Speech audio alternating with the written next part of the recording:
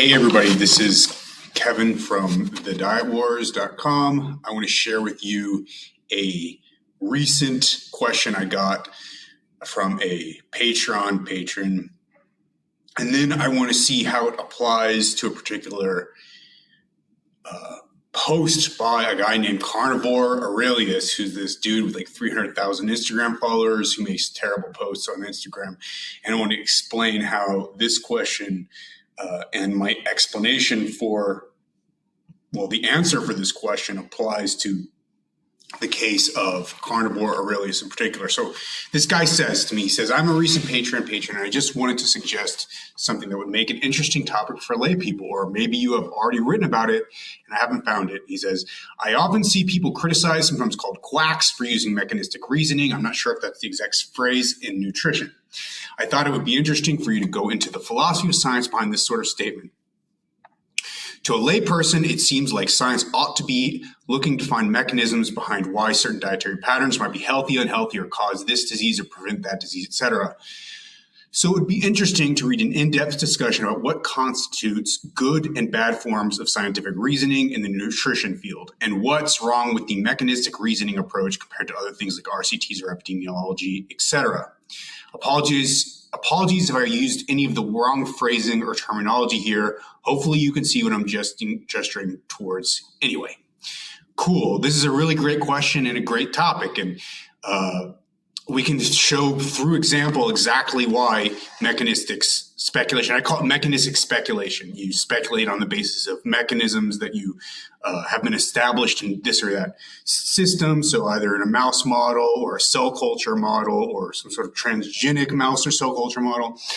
And then you extrapolate from that to whole systems like whole human beings, and this is what you're going to find in terms of a long-term health outcome in a human being. So you go from some sort of short-term mechanistic model, say the expression of some sort of protein that's associated with some sort of function, and then you extrapolate that all the way to, say, like Alzheimer's, the development of Alzheimer's disease in humans. You can't do that for several reasons, right? First of all, the model systems are not humans. I mean, so they don't necessarily translate because the same mechanisms aren't necessarily at play. And even if the same mechanisms are at play, these mechanisms can't be extrapolated from short-term studies to long-term studies necessarily, unless that extrapolation is using a really valid biomarker. So let's say you see some sort of change in the cell culture or animal model. This change causes the increase of a biomarker that we know for sure causes disease. And we know that this process is operative in humans. Well, then you might have a case for that particular mechanism, that particular thing that you did in that cell culture system. You might have a case for it potentially affecting long-term outcomes in humans. You're still not sure. You have to test it, because there are other factors that may be at play, but you have a strong idea. In some cases, some of these biomarkers are not really robustly associated causally. That is to say, you can't increase these biomarkers and necessarily see an increase in disease. They're simply associated in observational studies, but they're not really robustly, rigorously causally determined. And then you still try to extrapolate from them to long-term outcomes in humans. This is really quite invalid. Now, it could be suggestive if you have a biomarker that's like interesting and you think that it might be associated with disease and it might causally mediate disease in this particular case with this particular intervention you're doing on the cell culture or the animal model. Then perhaps you can say, well, this is suggestive of something that could occur in human beings, but you can't say it for sure. Now, why is this the case? Well, certain things that are associated with poor outcomes in humans are not necessarily going to cause those outcomes. Sometimes they're the result of some other factor that's causing the disease and causing these stress, these markers themselves. So for example, there's oxidative stress markers. some of the things that cause increased oxidative stress markers are the things that cause disease, and the oxidative stress markers themselves are not causing disease. And we know that because when over the course of the last three decades, maybe even up to 4 decades of randomized controlled trials where we've used antioxidants to reduce these oxidative stress markers to try to treat disease, it doesn't work. So you simply see an increase in these oxidative stress markers, but an increase in these oxidative stress markers is not the causal mediator of the increase in disease. So even though you have a really strong, robustly associated biomarker, that is to say oxidative stress markers, treating these oxidative stress markers doesn't necessarily, and in many cases absolutely does not, prevent the progression of disease. Because what's causing that increase in oxidative stress markers, what is causing that increase in oxidative stress markers is the thing that's causing disease and not the oxidative stress markers themselves. I hope that makes sense. So what we need to know what actually mediates disease, and we find that by looking at epidemiology, then testing interventions in humans that intervene on that particular biomarker in humans and robustly show a strong relationship between reductions or increases in that biomarker, as it were, and the development or prevention of disease in humans. An excellent example of a case where this has succeeded as opposed to fail in the case of oxidative stress biomarkers, a case where this has succeeded is ApoB or LDL cholesterol. This ApoB lipoprotein is on the LDL cholesterol particle, and this ApoB is causally associated with disease. So if you decrease ApoB, all else equal, you're going to, especially if it's a robust decrease in ApoB, you're in a robust decrease in ApoB. If you do a robust decrease in ApoB, all else equal, you're going to robustly decrease the incidence, the progression of cardiovascular disease. We know that through robust and decades long worth of randomized controlled trials. Okay, that's a successful biomarker. Great. Here is a case I'm now going to show you guys where this guy is a total lunatic. And he does this in completely the wrong way. He's just a total lunatic. Okay, first of all, Carnivore Aurelius. A lot of people know who this guy is, right? He pretends to be like a philosopher. I'm like a carnivore dieter. Of course, he's not a carnivore dieter. He actually believes in eating fruit and sugar and stuff. He keeps changing his views based on other bullshit that he's reading. He claims to be a philosopher, carnivore dieter. One really important point, I think it's important. It bugs me at least, okay? If you know anything about the Stoics, know anything about Marcus Aurelius wasn't a right-wing populist. This guy's a right-wing demagogue. This guy is the kind of person that Marcus Aurelius would have had complete contempt for. He's a demagogue. He shares blatant misinformation and lies, pseudoscience, and the kind of stuff that he shares is really dangerous and harmful to society. And he does it by inflaming the passions of people who don't know any better, the ignorant masses of people. He inflames their passions, so to speak. I'm talking like a 19th or 18th century freaking colonial writer, or not even colonial writer, like an 18th century American political writer. Nonetheless, it's important to realize that nothing that he apparently says is his pretend profundity has anything to do with Marcus Aurelius. That's just kind of an aside, but let's talk about his actual scientific nonsense. So let's look at this. And this is a perfect example why mechanistic speculation is inappropriate. It's inappropriate to draw strong conclusions. It's a great example. He says, seed oils are the most destructive force in the world today. They are hidden everywhere and linked to almost every chronic disease. Every human being on this planet should be joining forces to raise awareness and end seed oil consumption once and for all. It doesn't matter if you're vegan or carnivore. This toxic sludge causes everything from cancer to Alzheimer's and is hidden in every single diet if you're not careful. it's great. It's like, it doesn't matter if you're vegan or carnivore. Like, those are the only two things you can be. You can only be vegan or carnivore in his distorted, weird, messed up world. Okay, but whatever. Let's keep reading his stuff. Why do they cause so much damage? He says, I believe one of the things that ties together all the mitochondrial dysfunction are seed oils via three main mechanisms. It's great. He says, I believe. This is great. I believe one of the things are three main mechanisms. Those aren't one things, buddy, but it's one thing, buddy. It's like, okay, whatever. It's one thing, but it's three things. First, they remodel the cardiolipin structure of mitochondria. This causes energy to leak from mitochondria, cellular death, leakage of potassium. Okay. All right. That's great. Let's look up this cardiolipin PUFAs, right? Let's find a study, okay? This is the kind of evidence that he bases his stuff on. And by the way, I sent a message to him. I could show this. I'm not going to, because at the end I ended up cursing him and blocking him.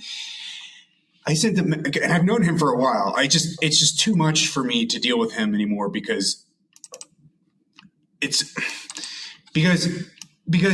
doesn't listen to anything I say, right? So I'll show it later, some of the text that I sent him, but it just bothers me a great deal what he does. And I asked him for some evidence, and he couldn't actually provide any citations to me. I kept saying, where is the actual evidence? He says, I don't have time to show you, but this mechanistic toxicology stuff is important, blah, blah, blah. And I was like, show me the evidence then. And he wouldn't show me anything. So I had to actually look it up because he doesn't actually cite anything, and he won't actually send it to me over freaking DM because he's making it up. Look, here's this study. Polyunsaturated fatty acids incorporation into cardiolipin into H9C2 cardiomyoblast. Okay, so this is a cell culture study that's showing that these polyunsaturated fatty acids, DHA, EPA, and arachidonic acid are incorporated in mitochondrial cardiolipin. And it says, we found that DHA supplementation elevated the percent content of less saturated cardiolipin species and highly unsaturated cardiolipin species containing the omega-3 fatty acid chains, indicating an omega-3 fatty acid incorporation mechanism with peroxidation protection. Our results indicate that PUFA supplementation differentially perturbed the fatty acid chain composition in the mitochondrial cardiolipin in the H9C2 cardiac myoblast, suggesting that mitochondrial membrane and the function of the mitochondria are susceptible to exogenous lipid species. It's really interesting here. So it's incorporated into the mitochondria, but it says there's an omega-3 fatty acid incorporation mechanism with peroxidation protection. So it's actually protecting against peroxidation, but it's being incorporated into the cardiolipin. I'm like, okay, so why is that bad? Like, it's like a good thing. And even if it was bad, it's in a freaking cell. And just because there's one thing that happens in a cell in the cardiolipin doesn't necessarily mean that's how the whole body's going to respond. Because, okay, let's say it incorporates in the cardiolipin and it destroys the cardiolipin. Okay, cool. Then in the whole body, there might be mechanisms that are compensatory to then counteract that, such that that's actually not harmful. Or even it could destroy the cardiolipin and cause the body to produce more cardiolipin, so you end up with more cardiolipin. There could be all sorts of different mechanisms that happen downstream to that to modify the actual impact of whatever the destruction of cardiolipin actually ends up being. So just because you have the destruction of freaking cardiolipin doesn't mean that it's it doesn't mean it's a bad thing without knowing how it's actually affecting the whole system as a whole. Because it's how it's affecting the whole system as a whole. That's where health outcomes are. It's not in tiny little mechanisms that may not mean anything. These biomarkers, as I was talking about earlier, these biomarkers, they may not mean anything. You have to actually show as a system that these are actually negatively affecting things, because it could be the opposite. And in this case, it's not even destroying the cardiolipin, it's providing peroxidation protection, which is a good thing, but that doesn't mean anything either, because again, it's a model, it's a cell model, and that's a long ways to a full freaking human. This is a cardiac myoblast. It's not even a differentiated cardiac cell. It is a long way even to extrapolating to heart cells. So, okay. Let's see if there's like anything negative that they say.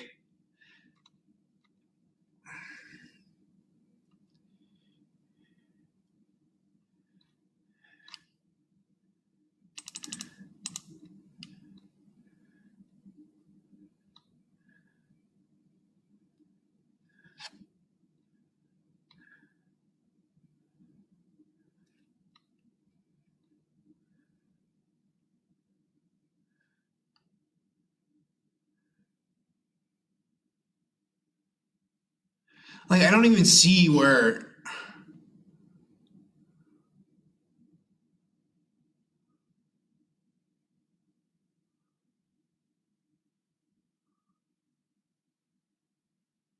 So in this case, it says the elevation of 18-1 rich and non-oxidizable 16-0 containing cardiolipin and omega-3 PUFA group and drastic decrease in C18-1,4 and the arachidonic acid group imply the protective roles of omega-3 PUFA and also point out the crucial roles of C18-1,4 and AA-induced pathogenesis.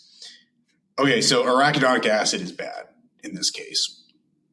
It's fine. It doesn't matter because it's freaking arachidonic acid, and it's not what we're talking about when we're talking about PUFAs. We're mostly talking about linoleic acid, and even then, it's a freaking cell model. So I kept even looking on other, like, I keep looking. I try to find this stuff with cardiolipin and like why it's important. Like, here's another study.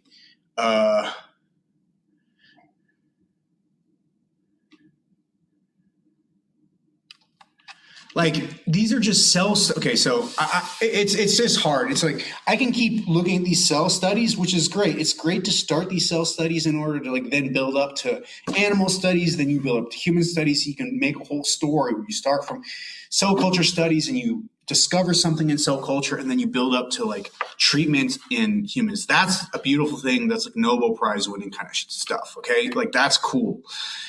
But this is just, we're at here in these papers, we're at the cell culture phase. We haven't actually translated to humans. We don't know if this biomarker matters. And most of the time, they don't matter. Even treatments that make it all the way through animal studies, through small pilot studies, the large majority of those sorts of treatments never make it into the clinic because they end up not being shown to work.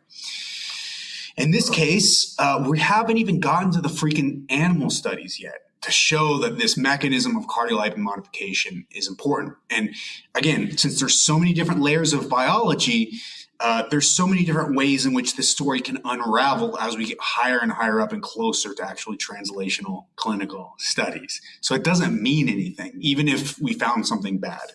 And I haven't found anything bad yet. There's just so much crap here. I have no idea where to even go. And there's no like good human study. I can't even find some good mouse studies. I can't find anything here. And yet this is the basis on which he's going to write this big post where he's saying they're causing mitochondrial dysfunction. They're causing cancer and Alzheimer's disease, and it's hidden in every single diet if you're not careful. It's like, it's terrible, and it's causing energy to leak from mitochondrial cellular leakage of potassium. Like, where is he getting this stuff from? He doesn't have any citations, and he's getting like 20,000 likes. It's ridiculous.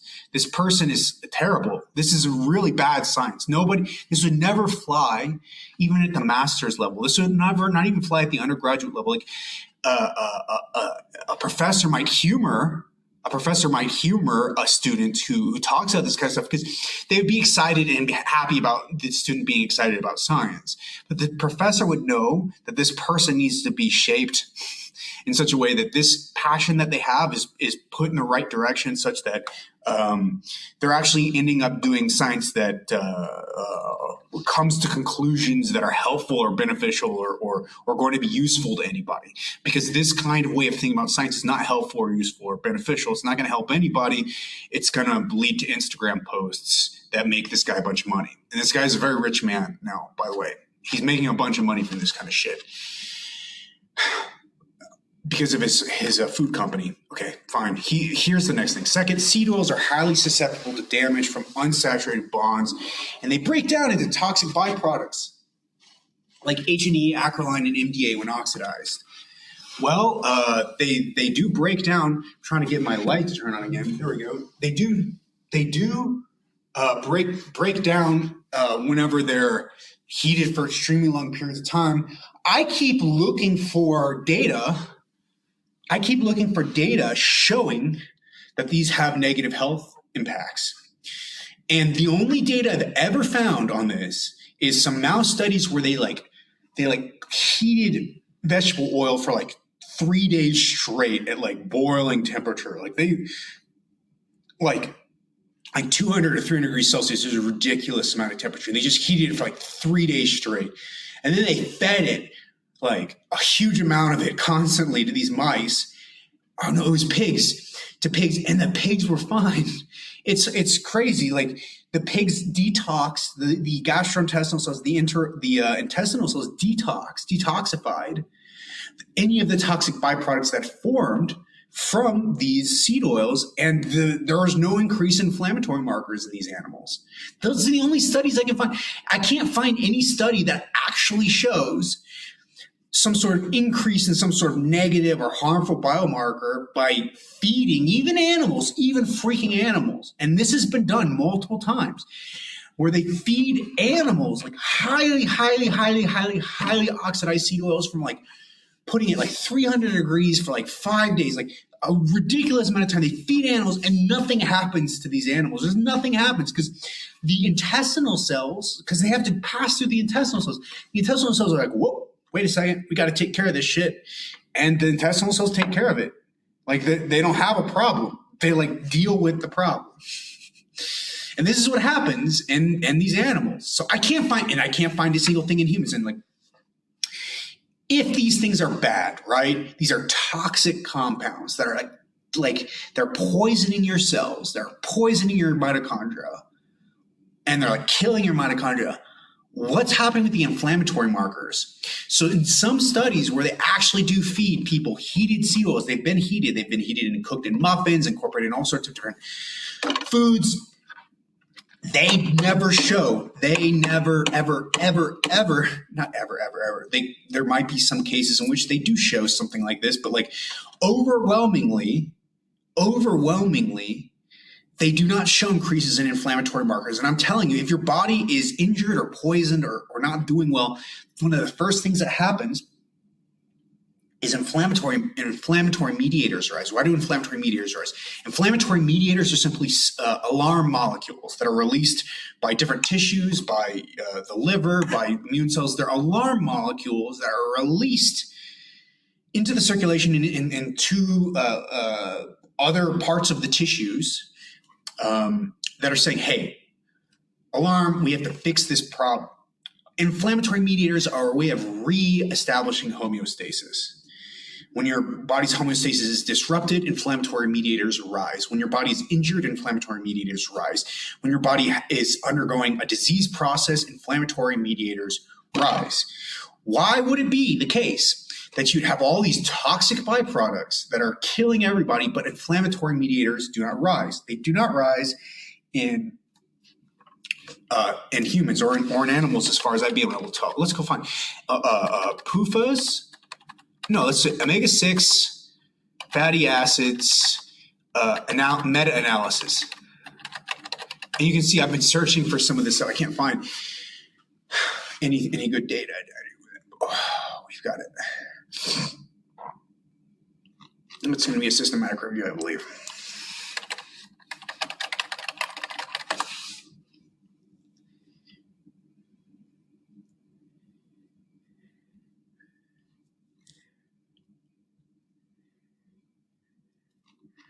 Okay.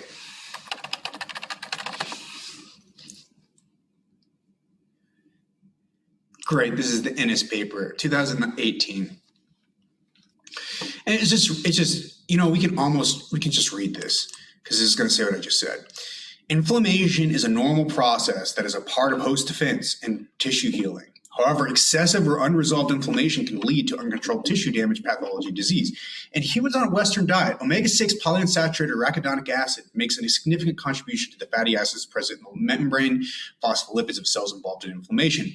ARA is a precursor to a number of potent pro-inflammatory mediators, including well-described prostaglandins and leukotrienes, which has led to the development of anti-inflammatory pharmaceuticals that target the ARA pathway to successfully control inflammation. Hence, it is commonly believed that increasing dietary intake of the omega-3 fatty acids, arachidonic acid, or its precursor, linoleic acid, will increase inflammation. However, studies in healthy human adults have found that increased intake of ARA or linoleic acid does not increase the concentrations of many inflammatory markers. Epidemiological studies have even suggested that ARA and linoleic acid may be linked to reduced inflammation. Contrastingly, there's also evidence that the high omega-6 fatty acid diet inhibits anti-inflammatory and inflammation-resolving effect of omega-3 fatty acids. Thus, the interaction of omega-3 and omega-6 fatty acids and their lipid mediators in the context of inflammation is complex and still not properly understood.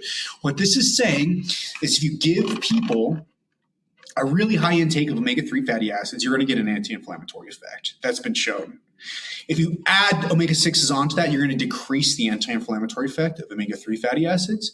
But if you give a normal diet that is not really super high in omega-3 fatty acids, it's not going to be producing this great anti-inflammatory effect. If you give omega-6 fatty acids to this particular diet, you're not going to be increasing inflammatory mediators. That is to say, omega-6 fatty acids do not either feed directly into the inflammatory pathway or do not cause injury to the body such that you're going to get an increase in inflammatory mediators. So if you have all this toxicity of these omega-6 fatty acids, ARA and LA, if you have all this toxicity of these omega-6 fatty acids, then why are you not getting increased in inflammatory mediators?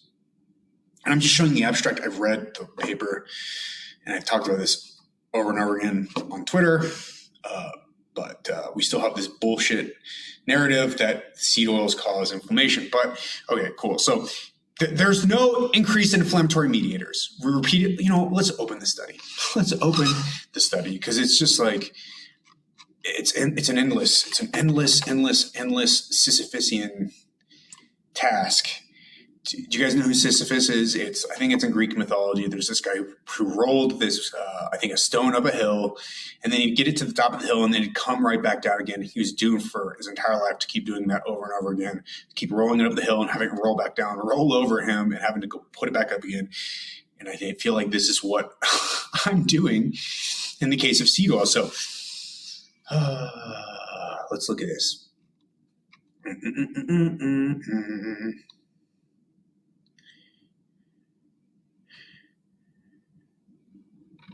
So they did a bunch of different studies. They said, finally, a systematic review in healthy non-infant human subjects found no link between dietary linoleic acid.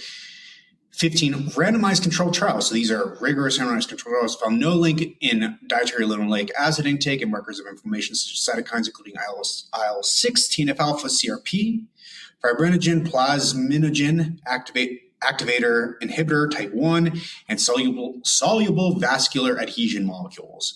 In conclusion, despite long-held belief to the contrary, the available evidence demonstrates that high dietary intake or high plasma concentrations of linoleic acid do not appear to result in increased tissue arachidonic acid or an increased in vivo or ex vivo concentrations of inflammatory markers in humans. Okay. Despite long-held belief to the contrary, the available evidence demonstrates that high dietary intake or high plasma concentrations of linoleic acid do not appear to result in increased tissue arachidonic acid or an increased in vivo or ex vivo concentrations of inflammatory markers in humans. So this stuff that you're hearing from this guy, Carnivore Aurelius, is a long-held belief that's not supported by any evidence. It's not supported by evidence. He's out of touch. He's not a scientist. I don't even think he has a bachelor's degree in science. He's basically a dork on the internet who sells dried liver that tastes horrible. Like if anybody's ever bought his liver, it's horrible taste. He gave me some for free when we were growing out. And because it was so bad, I stopped being his bro. Because it was such a bad taste, his liver product. I'm kidding. No, I stopped being I was never his bro. I was just like, he used to I feel like he sometimes listened to me. He stopped listening. I don't know. Whatever. I'm deluded. Sometimes I talk to these quacks for no good reason. So it says seed oils are highly susceptible to damage. He says, this is what we're going back to his post. Seed oils are highly susceptible to damage from unsaturated bonds, and they break down into toxic byproducts like H&E, acrylonine, and DA when oxidized. We just shown okay, what are you talking about? Like, there's no evidence that there's any negative impact of any of this stuff. He says these byproducts are linked to cancer, obesity, diabetes, and Alzheimer's disease. Again, some of these are, like MDA, for example, is an oxidative stress marker. We talked about that at the beginning of the video. Even though it's an oxidative stress marker, and even if you give antioxidants to decrease it, it doesn't necessarily decrease disease. So just because you're raising it doesn't mean you're causing disease, and decreasing it doesn't actually prevent disease or prevent the progression of disease either. Randomized controlled trials have shown this. They've shown it. There's no question that this is the case. Like, there's no question that this is bullshit. He doesn't have a robust biomarker. These things are linked to disease in all sorts of different ways by mechanisms that are quite tangential and indirect. And you need a lot better evidence than this. Namely, you need at least some decent biomarkers of disease. For example, inflammatory mediators. Are they causing inflammation in the body? Are they actually causing the body to respond as if it's being attacked or it's being damaged or anything? And they do not. They do not. And when you look at the epidemiological evidence, when you see people with higher intakes of these omega-6 fatty acids, you see reduced cardiovascular disease. Why? Why do you see reduced cardiovascular disease? Because you're reducing LDL cholesterol and you're not making other things worse. Okay. This is the best I got right now. I mean, it's just like, I wish I could debunk this even more, but there's so much crap here that's made up, and there's not even a good source for this. He's just storytelling that it's just kind of useless. In any case, let's continue. He says, third, they serve as precursors to inflammatory prostaglandins that are also linked to every chronic disease. Okay, we showed in that one study that I just talked about that even though these fatty acids are feed into this inflammatory prostaglandin pathway, this pathway is actually regulated. You know why? Because the body doesn't want to say, okay, fine. You know, if you go eat a seed outside in the world, or you go eat a bunch of nuts, I don't want to like have this crazy inflammatory reaction. So here's what I'm going to do. I'm going to add a brake to the pathway. So whenever we get a bunch of fuel for this pathway, the brake is going to be turned on. It's not going to activate the pathway. The pathway is under regulation by the body in order to prevent you from eating like freaking like 20 to 30% of what's out there in nature and then like dying from it because you have this inflammatory cascade that kills you, right? Your body is meant not to respond so stupidly. Oh, we have something that's a precursor to this inflammatory mediator. I'm going to like turn it into the inflammatory mediator and kill myself. Your body is designed not to do that. Your body's not freaking stupid. Evolution made sure that you could eat these freaking foods and not die from them, because the control and regulation of these pathways is not due to the amount of linoleic acid you take in. It's due to other things in the body where the body knows what it's doing and it turns on and turns off these pathways without having any input from how much linoleic acid you get. It's like, oh, high linoleic acid, I'm going to oxidize you. I'm not going to allow you to turn into inflammatory molecules. That's how the body works. But then whenever it's like, oh, time to turn things into inflammatory molecules, hey, look, I'm going to grab some linoleic acid. I'm going to turn it into these inflammatory molecules so that we can fight, whatever problem we're having. The body's not stupid. The body's not like totally dumb. Carnivore Aurelius is.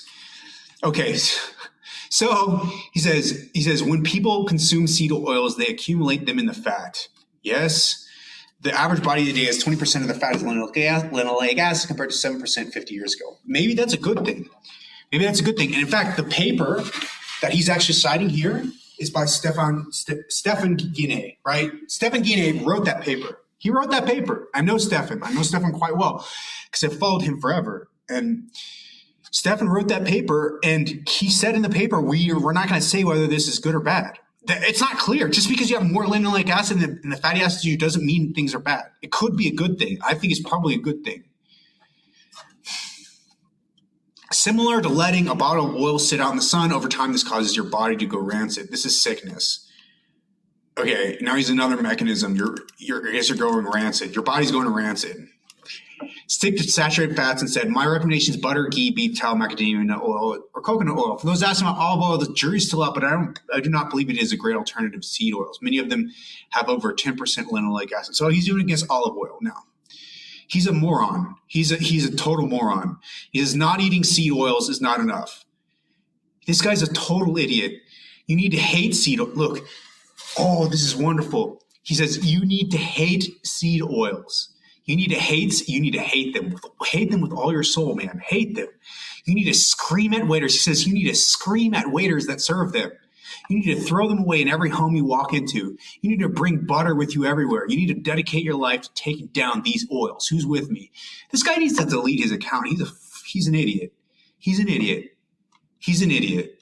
And he needs to change his name because anybody who's respectable would have complete contempt for this nonsense.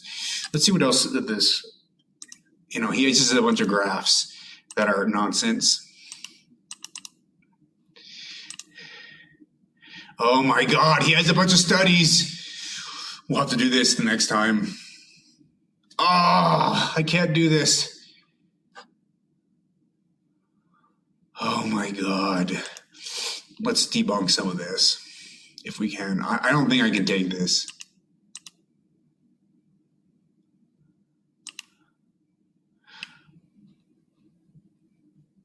Can we do this?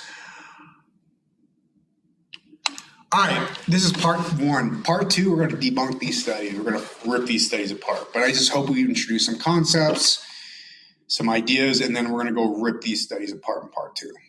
I wish you didn't have these studies because I have to do part two of this guy.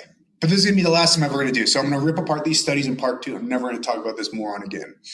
And so welcome to part one. Part two is next. If you like this podcast / YouTube channel, subscribe. The podcast is The Kevin Bass Show. If you're watching YouTube and you want to listen to the podcast on the run, the YouTube channel is, of course, Kevin Bass, but I think the way to get to it is K-Bass Philadelphia. That's another way. Of course, you can find me on Instagram, TikTok, and Twitter at Kevin in Bass, KevinnBass. There's two N's, KevinnBass. And you can also find me at Patreon at the same one, KevinnBass. Cool. Please, become a patron. And if you do become a patron, I'm getting overwhelmed by the amount of questions I'm getting lately. So what I want to tell you guys is I want to say, look, if you're a lower tier patron, send one question a month or one or two. Don't send like these 3 or 4 questions or 5 questions in one thing. Wait a little bit and send another one because I have so many people drowning me right now in questions because I have all these videos coming up and people are killing me with these questions. I can't answer them all. So I need you guys to please try to send a few questions, just one question, and help me out, and I'll answer it to the best of my ability. And I'll even address it on some videos as well. If you want to talk to me for a longer period of time and get some more input, get some more thoughts and ideas, we can do like 30 to 45 minutes. We'll do that once a month, and that's going to be the top tier $100 patron on Patreon. You can also just straight up donate amount of money over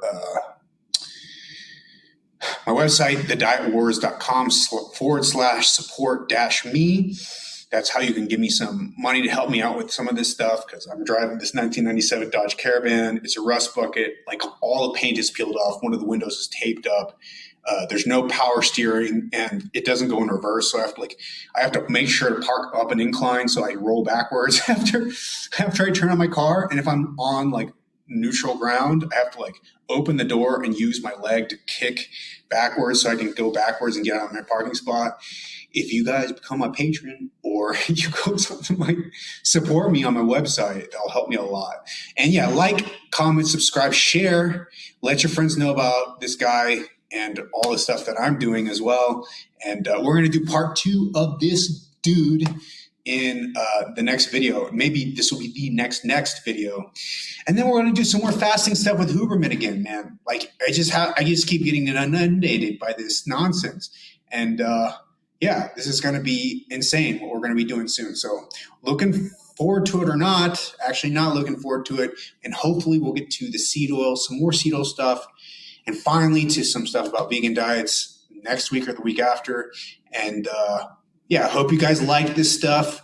Keep watching. Let me know what you think. Send a message, send a comment, and I can address and respond to some of your thoughts. Thanks for watching the video. Peace.